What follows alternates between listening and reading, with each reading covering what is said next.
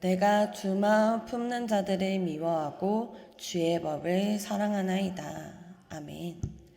오늘 하나님께서 우리에게 주신 말씀을 가지고 두 마음을 품지 않고 말씀을 품는 자라는 제목으로 함께 은혜 나누고자 합니다. 시편 119편이 성경에서 가장 긴 장인 만큼 이렇게 며칠 동안이나 절을 나누어서 계속해서 같이 말씀을 나누고 있는데요. 오늘 저와 함께 봉독한 말씀은 113절 한 절이지만 내용은 113절에서 136절까지 전체적으로 나누고자 합니다. 시인은 두 마음 품는 자들을 미워하고 주의 법을 사랑하나이다 라고 말하고 있습니다. 두 마음을 품는 것이 좋지 않다는 것은 우리 중에 모르는 사람은 없을 것입니다. 세상에서도 두 사람을 사랑하면서 양다리를 걸치는 사람은 나쁜 사람이죠. 이처럼 세상과 하나님 사이에서 갈팡질팡하면 안 되고 하나님을 선택해야 한다는 것은 우리 모두가 잘 알고 있는 사실입니다. 그런데 과연 우리 양심에 손을 얹고 생각했을 때 우리는 두 마음을 품고 있지 않다고 자신할 수 있을까요? 혹은 두 마음을 품었던 적이 단 한 번이라도 없던 사람이 있을까요? 자신 있게 하나님만을 사랑하고 흔들림 없다고 말할 수 있는 사람이 과연 얼마나 될까요? 여러분, 사람은 마음에 어떤 생각을 품고 있는지가 중요합니다. 어떤 생각을 품고 있느냐에 따라서 그것이 행동으로 나타나고 습관을 형성하게 되고 우리의 인생을 결정하게 되기 때문입니다. 하나님께서는 우리의 외모가 아닌 중심을 보시죠. 여러분은 마음속에 어떤 것을 품고 계신가요? 어떤 것을 미워하고 어떤 것을 사랑하고 계신가요? 오늘 이 시간 우리가 하나님을 믿는다고 하면서 세상의 것을 품고 있진 않은지, 정말 하나님의 말씀을 품고 있는지 점검해보는 시간이 되길 소망합니다. 오늘 본문에서 말하고 있는 두 마음을 품은 자는 하나님을 모르고 예수님을 믿지 않고 세상에 빠져 세상만을 사랑하며 살아가는 사람을 말하고 있는 것이 아닙니다. 교회 안에 있고 말씀대로 살아가야 한다는 것을 알고 있지만 그렇게 살아가지 못하고 세상에 속하고 살아가는 사람들을 말하는 것입니다. 우리는 세상에 속하지는 않았지만 세상 속에서 살아가고 있습니다. 세상에 물들 수 있는 위험이 항상 있다는 것이죠. 실제로 많은 사람들이 세상에 물들어서 세상을 사랑하게 되고 세상에 속하게 되었습니다. 문제는 이렇게 세상에 속하게 된 이후에도 자신이 그리스도인이라고 착각하며 살아가는 사람들이 많다는 것입니다. 주중에는 세상에 속해서 세상 사람들과 똑같은 방식으로, 똑같은 생각으로, 똑같은 것을 사랑하고 추구하며 살아가지만 일주일에 한 번 주일에 교회에 와서는 성도의 모습으로 예배를 드리는 것만으로 자신이 거룩하다고 그리스도인이라고 착각한다는 것입니다.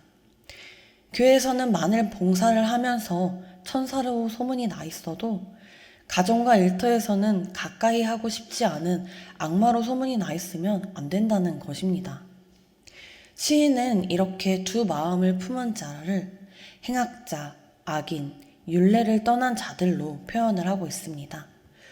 이렇게 이들을 미워하고 주의 법을 사랑한다고 말하고 있죠. 우리가 두 마음을 품는 자들을 멀리하고 미워해야 하는 이유는 가까이 하면 영향을 받게 되기 때문입니다. 그렇기에 두 마음을 품지 않기 위해서는 더욱 하나님의 법을 사랑하고 주의 말씀을 바라며 살아가야 하는 것입니다. 여러분은 사랑이 무엇이라고 생각하시나요? 남편에게, 아내에게 사랑한다는 말을 자주 해주시나요? 저는 지금의 남편과 동갑인데 한창 연애를 할 때 초반에 이제 사랑한다는 말을 자주 하게 되잖아요. 그때 사랑한다는 말을 처음 들었을 때 그 친구에게 너가 생각하는 사랑의 정의는 뭐야? 라고 물어본 적이 있었습니다. 그때 남편이 했던 말이 아직도 기억에 남는데요. 그 친구가 저에게 나에게 사랑은 결단이야. 나는 보배를 사랑하기로 결단했어. 라고 답을 해주었습니다. 당시에는 사랑하는데 웬 결단이라는 단어가 나오는 거지? 결단을 해야 나를 사랑할 수 있나? 나를 사랑하는 게 자연스러운 감정이 아니라 결단이 있어야 하는 건가? 라는 생각이 들면서 사실 조금 이해가 되지 않았었는데, 시간이 지나면서 사랑은 결단이라는 말이 맞다는 생각이 들었습니다. 사랑하기로 결단을 했기 때문에 책임감을 가지고 최선을 다하게 되고 다른 유혹들에 흔들리지 않게 되기 때문입니다. 결단이라는 것은 결국 마음을 정했기 때문에 행동으로 보여지게 되는 것이더라고요. 여러분, 하나님만을 사랑하기로 결단하시길 소망합니다. 하나님께서는 우리에게 믿음을 선물로, 은혜로 주셨습니다. 아직도 세상에는 어디로부터 와서 왜 살며 어디로 가는지 알지 못하고 방황하는 사람들이 너무나도 많습니다. 그러나 우리는 어떻습니까? 하나님께서 세상을 창조하셨고 우리를 사랑하시어 독생자를 보내주셨고 또 그 독생자 예수 그리스도가 우리 죄를 대신하여 십자가에 못 박혀 죽으시고 부활하심으로 우리에게 영원한 생명을 주셨다는 그 사실들을 믿으며 살아가고 있죠. 믿어지는 것이 당연한 것이 아니라 은혜라는 것입니다. 우리에게 이러한 믿음을 은혜로 값없이 주셨지만 그 은혜를 받은 것에서 끝난다면 금방 빼앗기고 말 것입니다. 마귀는 우리의 믿음을 빼앗기 위해서 호시탐탐 늘 노리고 있기 때문입니다. 수련회나 부흥회 때 뜨겁게 성령을 체험한 이후에 계속해서 그것을 지키지 않으면 불씨가 사그라드는 것과 같죠. 믿음을 지키고 빼앗기지 않는 것은 우리의 의지와 결단이 있어야 하는 것입니다. 믿음은 계속해서 구하고 계속해서 지켜나가야 합니다. 우리의 힘과 노력만으로는 할 수 없습니다. 결단을 가지고 말씀을 가까이 하고 기도하기를 힘쓰며 매일 주님의 은혜를 사모하고 구해야 하는 것입니다. 주의 법을 사랑하고 하나님의 계명을 지키며 주의 증거들을 사랑해야 한다는 것입니다. 시인은 이렇게 계속해서 하나님께 간구합니다. 주의 말씀대로 붙들어 살게 해달라고, 나를 박해하는 자들에게 나를 넘기지 말아달라고, 주의 계명을 순금보다 더 사랑하고 범사의 모든 주의 법도들을 바르게 여기나니 나에게 은혜를 베풀어 달라고, 나의 발걸음을 주의 말씀에 굳게 세우시고 어떤 죄악도 나를 주관하지 못하게 해달라고 오늘 본문을 보면은 계속해서 이렇게 간구하는 내용들이 나오고 있습니다. 118절에서 120절 말씀을 보면 주의 율례들에서 떠나는 자는 주께서 다 멸시하셨으니 그들의 속임수는 허무함이니이다. 주께서 세상의 모든 악인들을 찌꺼기같이 버리시니 그러므로 내가 주의 증거들을 사랑하나이다. 내 육체가 주를 두려워함으로 떨며 내가 또 주의 심판을 두려워하나이다 라고 말하고 있습니다. 결국 시인이 이토록 두 마음을 품은 악인들과 같이 되지 않기 위해 주의 말씀을 사랑하고 말씀을 품기 위해 노력하는 이유는 심판의 그날을 알고 있기 때문입니다. 두 마음을 품은 자들은 먹고 살려면 어쩔 수 없지, 다들 이렇게 사는데 어쩔 수 없지 라고 합리화를 하고 변명을 합니다. 그러나 그들이 어쩔 수 없다고 하며 하나님의 말씀을 떠나 살아간다면 하나님께서도 심판의 날에 그들을 찌꺼기같이 버리신다는 것을 기억해야 합니다. 우리가 두려워해야 할 것은 행악자들, 악인들이 아닌 그렇게 살아갔을 때의 마지막 날의 심판입니다. 그렇기에 두 마음을 품지 않도록 박해하는 자들에게 우리가 넘어가지 않도록 어떤 죄악도 나를 주관하지 못하도록 해달라고 계속해서 하나님의 말씀을 붙들고 구해야 하는 것입니다. 여러분, 두 마음을 품은 자들이 처음부터 두 마음을 품었을까요? 처음에 질문을 드렸듯이 우리는 과연 두 마음을 품고 있지 않을까요? 혹은 두 마음을 품었던 적이 없을까요? 말씀에서 떠난 자를 악인이라고 한다면 우리는 누구든지 언제든지 악인이 될 수 있습니다. 종종 기독교 관련해서 안타까운 뉴스들을 보고는 하죠. 존경받던 목사님들이 변질되어서 많은 충격을 주는 경우도 있습니다. 그런데 그들도 처음부터 그러진 않았을 것입니다. 그럴 가능성은 누구에게나 있다는 것입니다. 믿음을 지키지 못하고 말씀과 율법을 떠나게 되면 변질될 수밖에 없는 것이 악하고 약한 우리의 모습이기 때문입니다. 저는 가장 두렵고 경계되는 것이 지금은 변질된 사람들을 보면서 어떻게 저럴 수가 있을까 하며 안타까워하고 있지만 제 자신도 나중에 어떻게 될지는 스스로도 장담할 수 없다는 것입니다.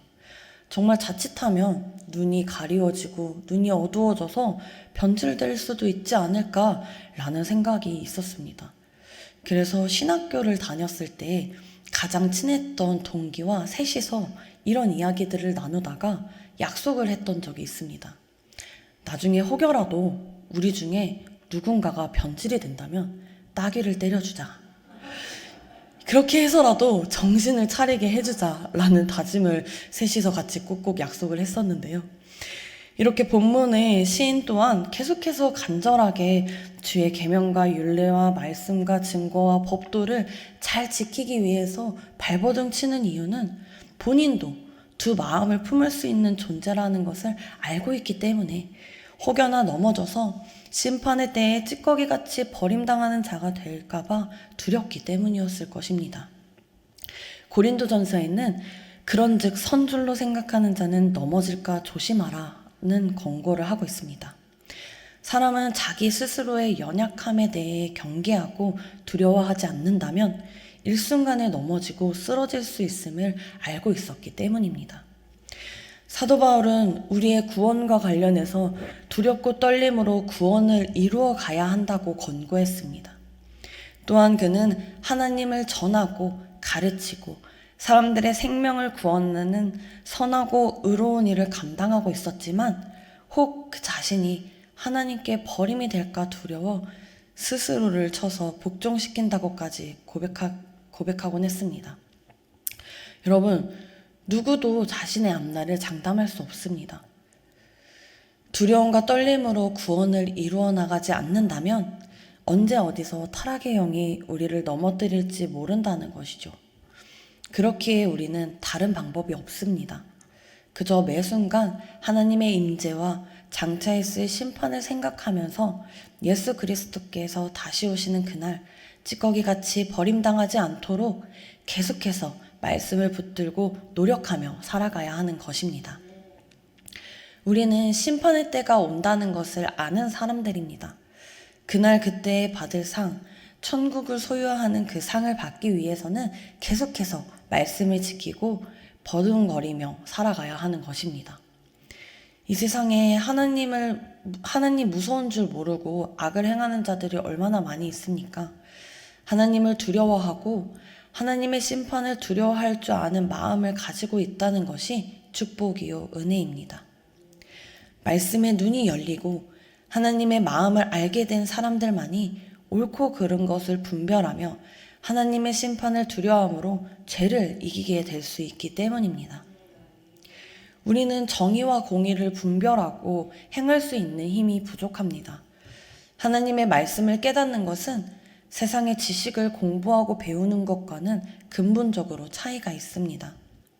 하나님의 말씀은 성령의 감동으로 기록된 계시이기에 성령께서 깨우쳐 주지 아니하시면 우리 스스로 깨닫고 믿을 수 없기 때문입니다.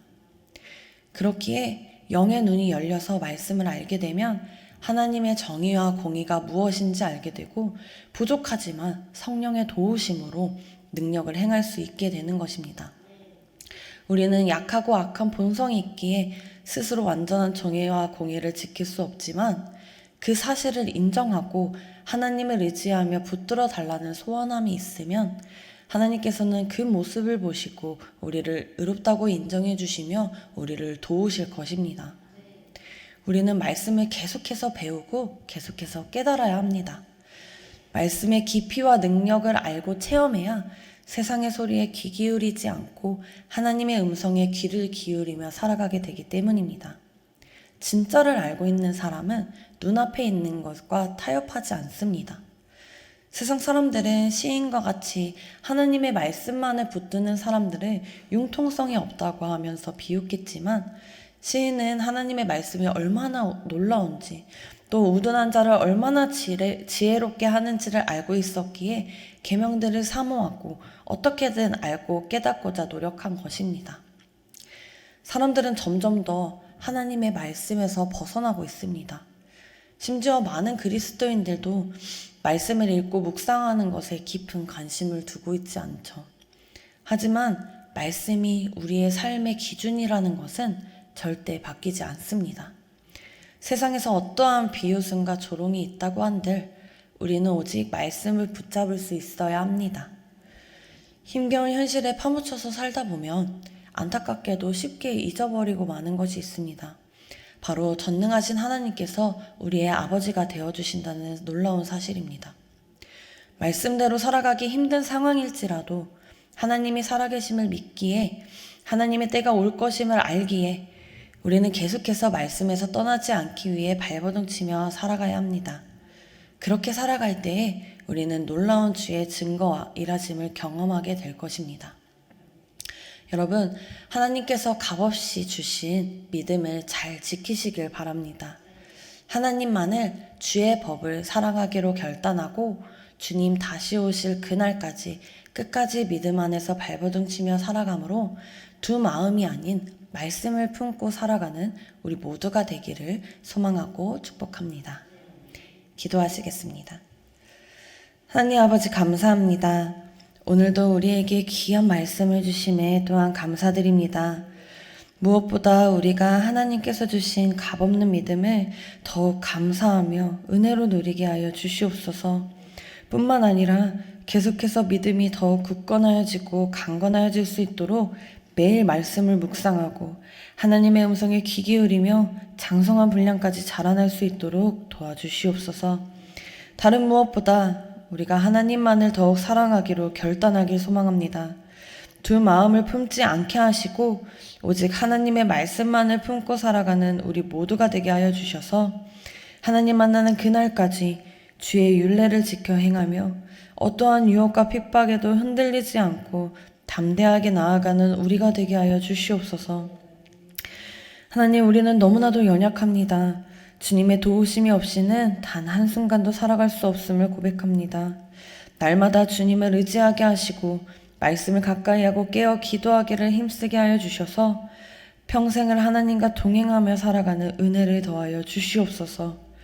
모든 것을 선으로 이루실 하나님을 믿고 감사드리며 이 모든 말씀 예수 그리스도의 이름으로 기도드립니다. 아멘.